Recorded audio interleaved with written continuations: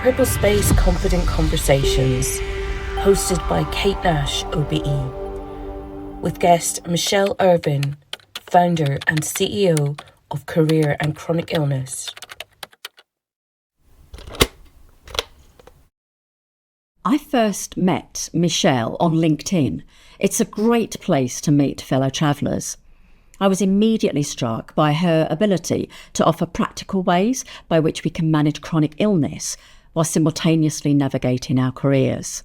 And I was struck by her warmth and ability to experience gratitude through the challenges we may face.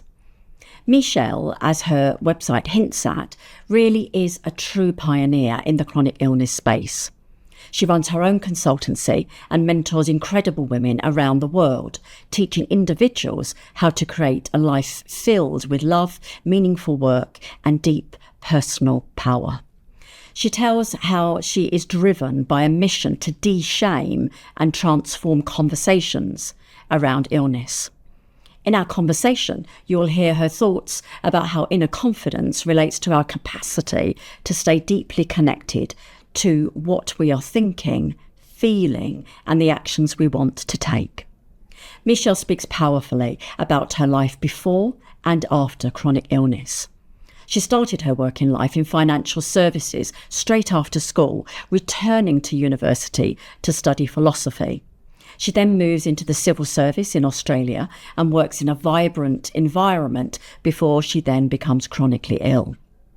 Her journey in terms of navigating and managing that, gaining a deep appreciation of what we need to do to navigate other people's stuff, and then carving out a purpose-driven life, is a fascinating story. You will be riveted and come away with some ideas to try when trying to make sense of our new identities, especially with chronic illness. I particularly loved her description of finding sovereignty or self-reference power, sometimes referred to as agency. These interviews are brought to you with thanks to remarkable people choosing to share their learning about inner confidence so that others can learn faster. This tranche of 6 films in our first series are also brought to you thanks to LSEG, who are working to create a culture of belonging for everybody, and accessibility is a key part of that. Once you have listened, I ask one thing from you. Send the link to 5 others who you think might be able to pass on the messages to 5 others. We are on a mission at PurpleSpace to cascade a universal definition of inner confidence, a strong expectation of a positive outcome, and to share the practical things we can do to create and navigate our working worlds while managing disability and all the things that comes with that. Enjoy this film. Michelle, inner confidence is the bedrock from which we launch and sustain our careers. What does inner confidence mean for you? And what would you like the viewers tuning in to this conversation take away from our discussion? So I think inner confidence is your capacity to stay really deeply connected to what you're thinking, feeling, the actions you want to take, and also what your relationship to others is. And for me, I always like to think of it as, am I sitting, lying, standing, whatever is the appropriate sort of position for me, on my own sacred ground? Am I deeply connected to who I am rather than off over with everybody else's thoughts and feelings and what I think they think and all of that? And so what I would love people to take away from this discussion is that you can 100% trust you. When you are connected to yourself, you can trust you no matter what you are feeling in that moment. If you can find your ground, you can always pause and then speak or then act. And that's what inner confidence is to me. Wonderful. So let's move into our conversation. You're an incredible woman. You're currently the founding Chief Executive of Career and Chronic Illness International, and you've had an illustrious career, which we will touch on. But take us back to the start. Take us back to the Michelle who was starting her career and some of the things that you learned in those early days and indeed along the way your experience with chronic illness? Yes, I think there's sort of two phases. There's before chronic illness and after chronic illness. So before chronic illness, I actually started in financial services right out of school. And one of the reasons for that I think is important to share in our career trajectory is that my parents couldn't afford to send me to university. So if I wanted to go, I was going to have to pay for it. So I went to work, and as a young person in a very big financial institution, and I was right there just after the 1990s financial crash. So it was a very sort of frightening time. And what I learned in that phase was how naive I was about the world, and that money really was something that people paid a lot of attention to, and that it could facilitate extraordinary things. And then through that process, I ended up being one of those young people in the early 90s in a redundancy at 21. And what that did was facilitate my pathway into university, because now I was able to do that for myself. And I went to university having worked for 5 years or so. And I was like, oh my goodness, you can study? This is really fun. So I wasn't there on a career trajectory. I was there for, what do I want? This is a real pleasure.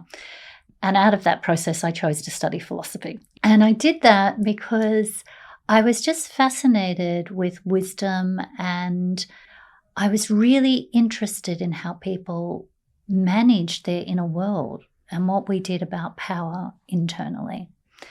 And then as that process moved, I graduated. I moved into a graduate program within the civil service in Australia. And then that took me from one state to the next state.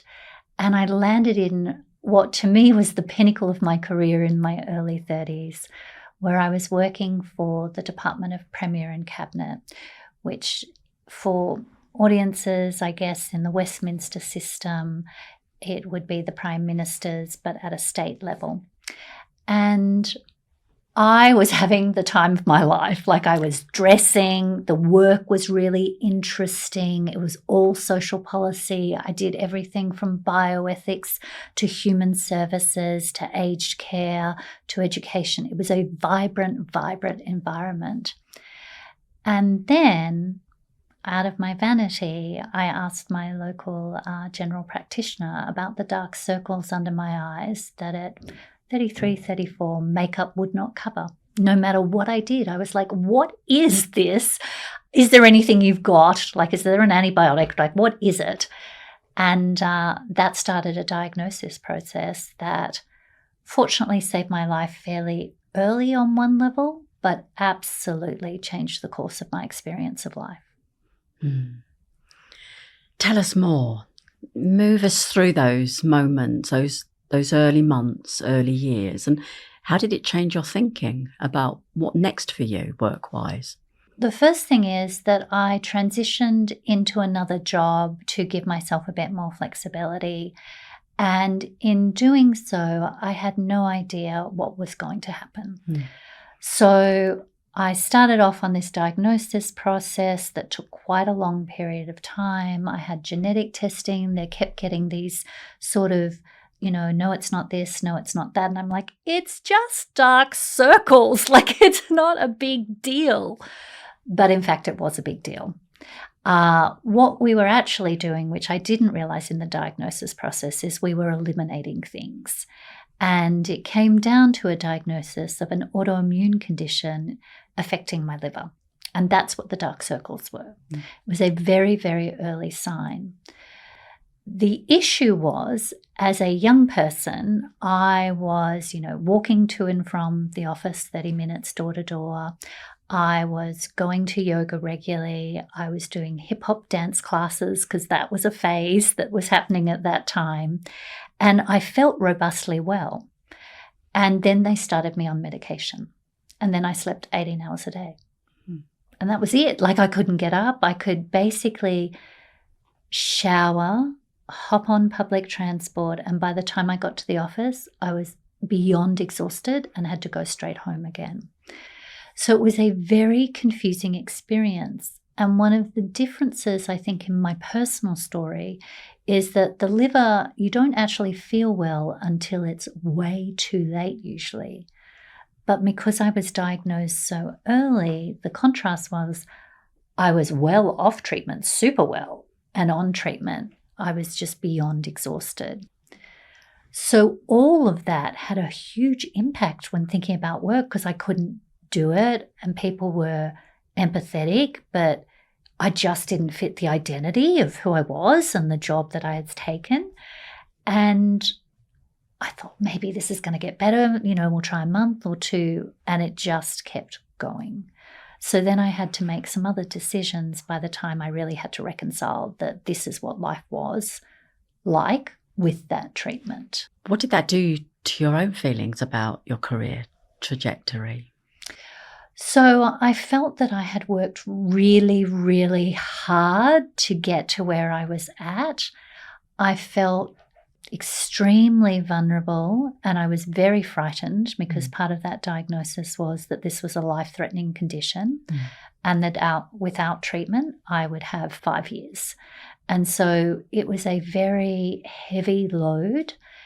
And work was my financial security. It was my relationship with others. I'd moved to a city for my career.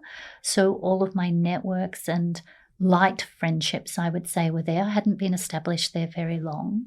And I was a long way from home. And I didn't want to go home because this is why I'd moved.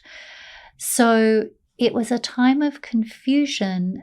And it was also a time where I had to consistently say, that's not possible and I can't do that, and work with the empathy, sympathy, questioning, confusion in my colleagues and leaders' eyes as well. Tell me a bit about the things that you learnt about yourself.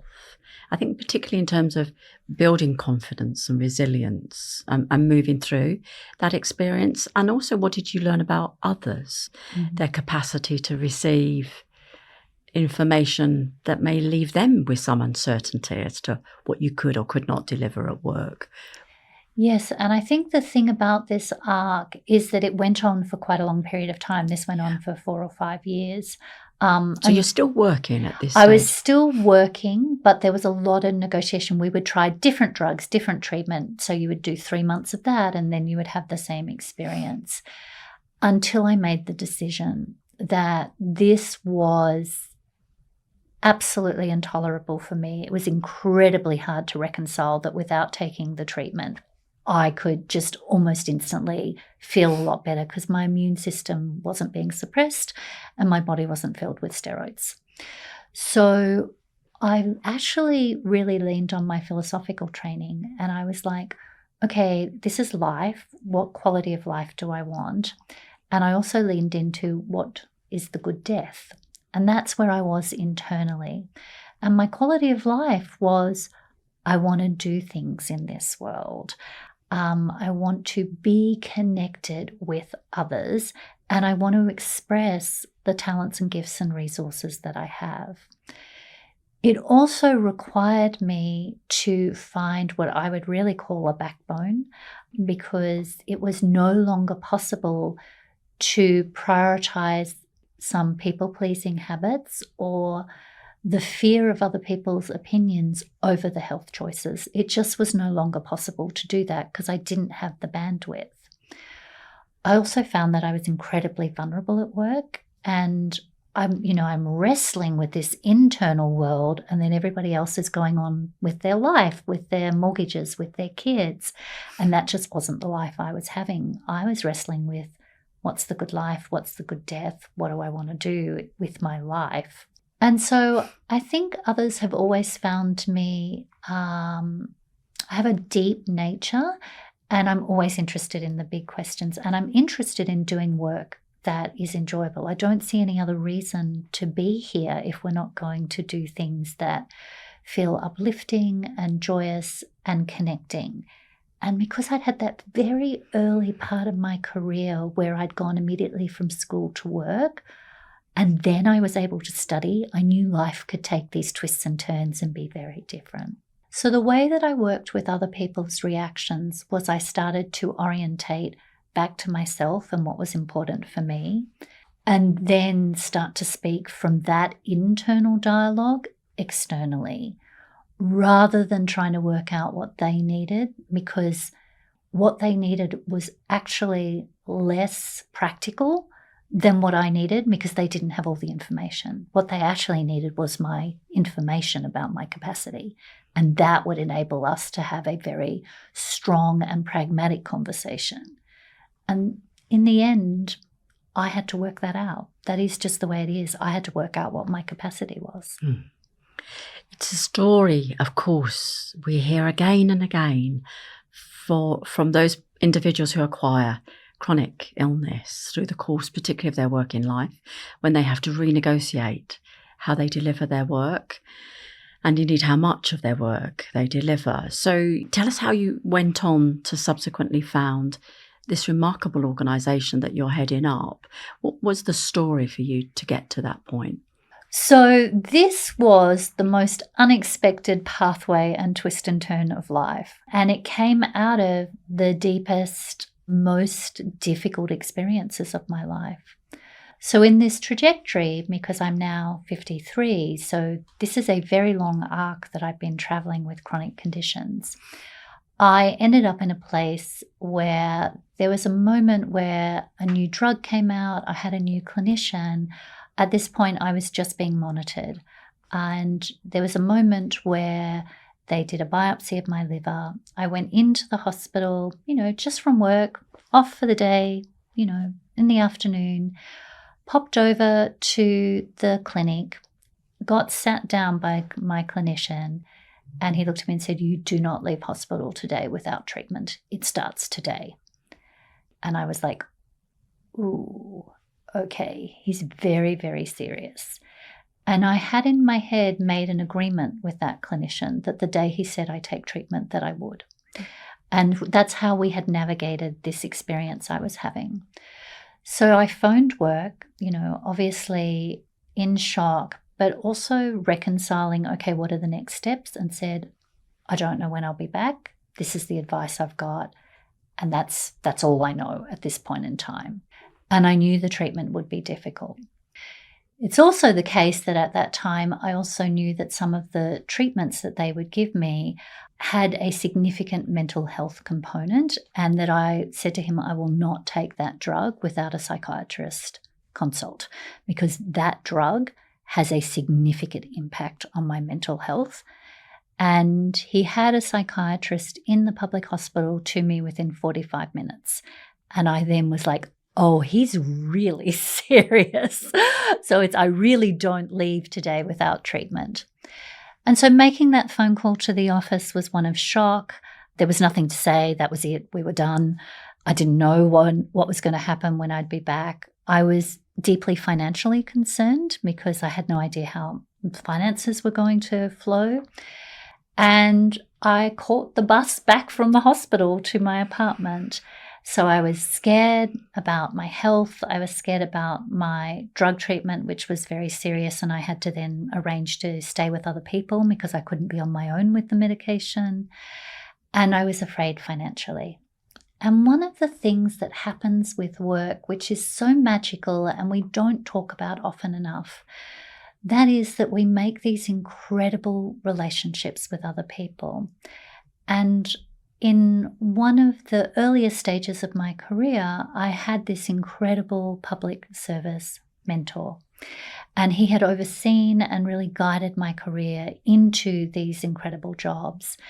And he had retired, and we had sort of weekly check-ins. So he knew everything, and I phoned him from the hospital, and he said, right, don't worry, send your bank account details. We're going to immediately put money into your account. So I don't want you to be concerned about money. And that in itself, I think work is extraordinary. It can be very difficult.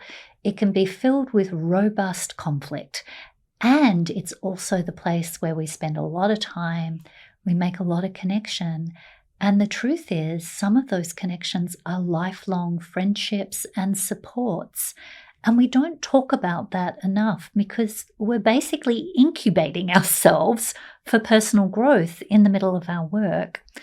And that was one of the outcomes of those relationships for me. That's so powerful, Michelle. That is so powerful. I want to tuck into that a little. I mean, you must have drawn on the support of many through those months. How did that feel? Because we're quite often shy about asking for the help, whether it's financial or any other type of help. This was way more difficult than anything else. And I have always used my experience with a chronic condition or any other experience to say, how can I be more deeply empowered through this experience? And how can I be more deeply connected to myself so that I know me? Because when I know what's going on for me, I have a lot more choices. And I had been raised to be completely self-sufficient, and to ask for help was basically the most shameful thing you could do. And I understand why my parents had that perspective from their own experiences. So I was in an incredibly difficult emotional and mental space where I had to, in many ways, very quickly get a new parameter around asking for help because shame was not going to get the job done. And I had to find a way to acknowledge the shame, find new thought patterns that actually gave me a way to move forward, and then actually action them, which is a whole different thing. You might be able to think your way into something, but taking action and the vulnerability, I had to reach out and say, I can't get my groceries, I can't clean my house, I can't do my washing, there's nothing I can do, basically. And roster friends. I didn't have family. I was thousands of miles from family. Australia is a very, very big country. And I set up a roster for people to come and visit because I was alone, to come and manage the chores. A girlfriend of mine hired a cleaner for me out as a very generous act of support. And there was a roster of people who went into the market and got food for me. And there was a roster of people who took me to medical appointments. And the team at the office sent the biggest box of chocolate I have ever seen, and lots of just best wishes. And for me, that was warm, but I had left the office behind because now I was in an insurance conversation. And so I had actually transitioned psychologically out of work into an insurance dialogue. Which I was thinking about the work that you do now. And of course, you support and help women with chronic illness to navigate these difficult moments and to have the careers or not that they wish. What would be the lessons that you have learned along the way that you support others to understand and to learn? Yes, so the number one thing I would say is, I'm sorry to tell you, but it's an inside job. And it's not you alone. There are lots and lots of tools, but you do need to work out in some way what your capacity is. And one of the tools that I think is helpful for people is that we often find that we either think of ourselves as well or not well. We're either up or down. And that leaves us feeling really disempowered. I prefer to think of it as that I have a circle of capacity that expands and contracts. So when one of my chronic conditions flares, then that circle is contracted, and then I can be clear about what my capacity is in a contracted circle. And then expansion is a bonus. And that stops me from thinking I'm either well or not well. And it also is a really useful way to explain to colleagues and leaders that this is an expansion and contraction, not a well or not well conversation.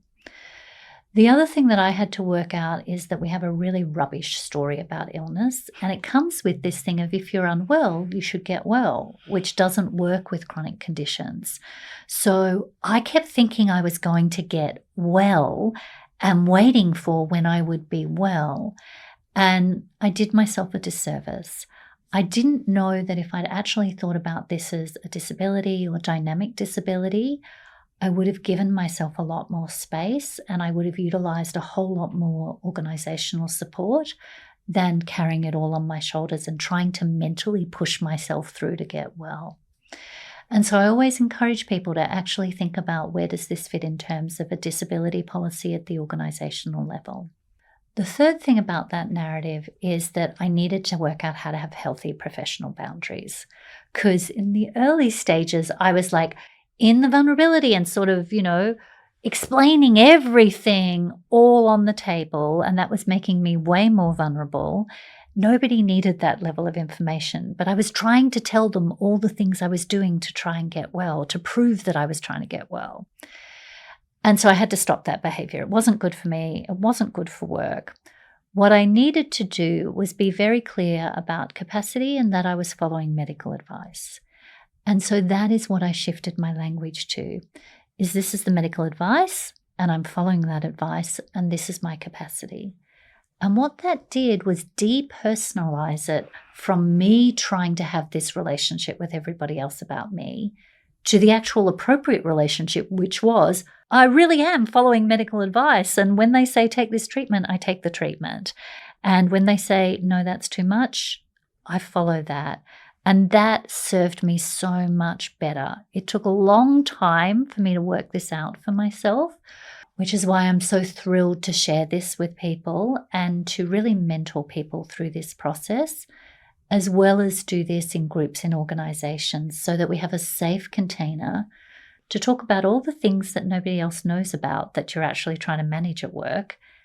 And we can work on your inner skills in a robust way so that you turn up to the conversation actually feeling confident. Wise words. Michelle, if you were to look back, I'm thinking about the Michelle pre-diagnosis, and you've come a long way since then. You've done a lot of work on yourself and now with your clients, your customers. So what would you whisper in Michelle's younger ears, knowing what you know now? Yeah, I think this question is really important, particularly as we start to get older, we accumulate wisdom based on our experience. And I think the softest thing I would say to young me, who was, yes, she was fit and healthy, but she was still trying to navigate the world. I would say to her, everything is going to be okay. Everything is already okay. And you are 100% okay right now. And that's what I would say to her. And I'm curious, Kate, in your own navigation, because you've navigated these chronic conditions as well, I wonder, what would you say, or what are the key things you've learned then that would help you now if you were in that position too? It's a great question. So yes, I navigated chronic rheumatoid arthritis, Still's disease. A woman now hit 60 last year, hey. But then at a 15-year-old, as I look back, young, running around the hockey pitch, and acquired quite a dramatic onset of a disease that I never expected. What would I say to her? Very similar, very similar. It's a sense of life is unfolding as it should. My friends and my family know me for saying often, daily, it is what it is. Yes. And I suppose what I mean by that is there are some things in life that you cannot change. And while often for me, pain and discomfort and immobility has been a core feature of my life, the joy I get is from other places. And it's a bit like your expression of connection and purpose and understanding the gifts and the strengths that we have and how we're going to play them out in the world, which for me was never going to be as an athlete. So yeah, very similar, very similar. And I see that a lot and hear that a lot from others with chronic illness, perhaps more so than those illnesses or diseases or disabilities or experiences that perhaps are more static. Yes, I think the thing about this conversation is I don't think either of us set out to be in, the disability and chronic illness world. Like, that was not a career path that I ever thought of in a way, and I certainly never expected to be where I am now. However, it is the making of me. I always say I just had to learn how to make lemonade because I absolutely was just not going to sit with lemons. I refused to say, that's it. This is all there is for me. And while that requires an internal experience, I was also very fortunate that I was able to find pathways that had external support. And I'm curious, did you find external support too in the process? Yeah, and mostly for me, I mean, I chose to go into politics of disablement and have worked closely with Westminster and other parliamentarians around the world and have been very active in the process of delivering legislation in different jurisdictions. So the connections I had with other advocates, I think, have been the greatest importance to me for two reasons. One, because of making sense of the external barriers. You know, today we're talking about those internal barriers. I love your expression, it's an inside job. Yeah. And I think sometimes at our cost, we only focus on some of the external barriers that exist, which is necessary and proper and a real necessity, but it does require internal work. So yeah, connections, great advocates, others who have worked in this sector have brought great meaning and understanding. I think we are meaning-making beings. Yeah. And I've been thinking a lot about the internal process because it forges you, but there are skills you can learn. And I think there's this shift from thinking about, I'm not that type of person or I'm not this, and then I'm having this real crossroads with an experience that is extremely difficult. There is skills development here, particularly around your career. And I really want to share that with everybody. This is not an innate process. You actually can learn these skills. They are quite simple. It's just a different perspective. And like you, the people I've discovered, our relationship through this course of, uncharted territory, finding all of us our way. And what does it mean now around work and career? It means something very different than what it meant 15, 18 years ago. I think we're in a very open moment in culture, and I'm extremely optimistic about what inclusion looks like and what is now possible. And I'm particularly optimistic because here we are having this conversation. I love it. Michelle, at PurpleSpace, we're on a mission to build a universal and global definition of inner confidence for people with disabilities. And for us, it's a strong expectation of a positive outcome. And in support of that, we're looking to create the resources, the assets, the publications, the podcasts, the films like today to support people to understand how. So as part of that, the Confident Conversation series that we've created, I know you've read them. Yes. We talk about the 6 fundamentals and the 6 hurdles. Yes. Which of those spoke to you? I think the biggest thing for me is identity, and it's twofold. One is identity internally, like who am I and what is going on? And then as things continue, who am I now at work and who am I in these relationships? And just this week, I caught up with a friend who had been, we'd both worked in the civil service, and he's now very senior at the BBC. And he knew me before any of this happened. Just before that tipping point, he came to the UK. And as we sat down and we're catching up, and I'm incredibly well now because I have treatment that works, I'm still in a conversation with, living and dying as we all are. And I have a lot more internal capacity as well. But I was sitting with him and thinking, see, to him, I'm just somebody 20 years later because he hadn't run the trajectory with me. But to everybody else who had been my colleague in those 20 years in between, I was the person who was incredibly unwell or uncertain or came to work in sunglasses, or some people would use, inspiration, which never really kind of sat well with me. I had no choice. This is I just had to work it out. And I think that identity, internally and externally, has been the hardest thing to work out, and staying with it to work out what was authentically true for me is the gold. It is everything. Wonderful. Michelle, I have just 2 questions. We could stay here forever. However, 2 more questions. One is, what advice would you give to someone who has a choice as to whether to self-identify with the experience of chronic illness or disability or not? And of course, some of us will have an unseen disability, yes, like yourself. So for those individuals who are struggling to understand the benefits or the advantages or the things that will flow yes, more positively from sharing, how would you encourage them, if at all? Because this is personal choice. Yeah, I think for me, the question is that I would encourage you to think about this word that I love, which is sovereignty. And sovereignty means self-reference power. That's literally the definition of it. And so if you start with that, it's what is going to support my sovereignty or agency. As I said, I wish that I had thought of myself as having a disability and access those policies, and also been able to have that conversation with a manager. I think that would have made my world a bit easier.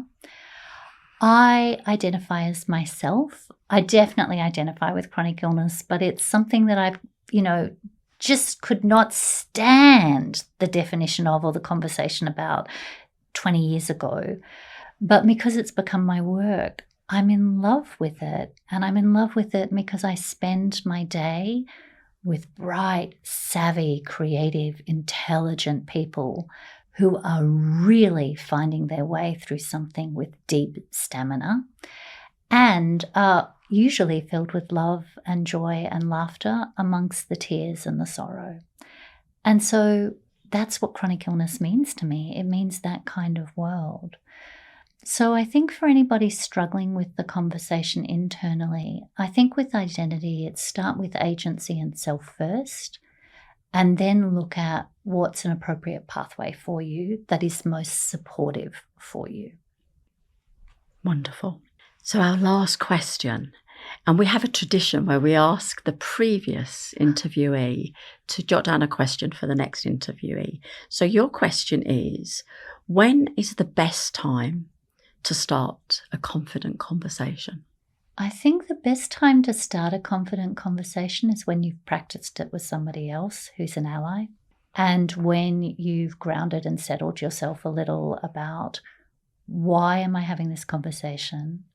What's the outcome that I'm looking for? And can I be with the discomfort of whatever the other person goes through while having this conversation?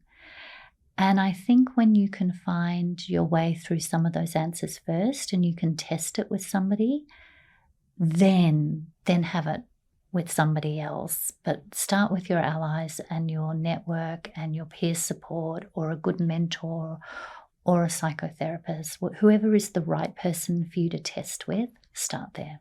That's neat. It allows that sense of practice, because we're forever becoming. Yes. And sometimes a bit like the Goldilocks and the Three Bears, we might say something one way, it doesn't quite land. Yes. Whereas you perfect, try again, improve that brand identity almost. Yes, and it's part of the becoming. You learn it en route. And I think we all think we're going to get there and it'll just happen and we'll just pop out of the box. But the beauty of your experience and my experience is we are who we are because we learned it en route, who we were becoming. Wonderful. Michelle, thank you so much for a wonderful, wonderful conversation. You're doing the most extraordinary work, and we look forward to seeing how you continue to sprinkle your wonderful magic into our worlds. So the tradition is you jot down a question for the next interviewee. If you could do that for us. I will.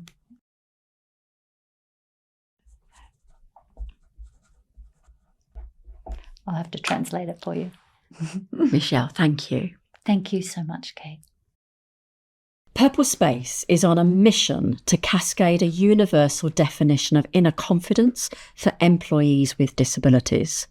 Our organisation members can access a growing suite of learning tools in order to navigate our working worlds while managing disability, deafness, mental health and neurodivergence. Notice the fundamentals. Remember the hurdles. Take individual action. For more information, visit our website www.purplespace.org.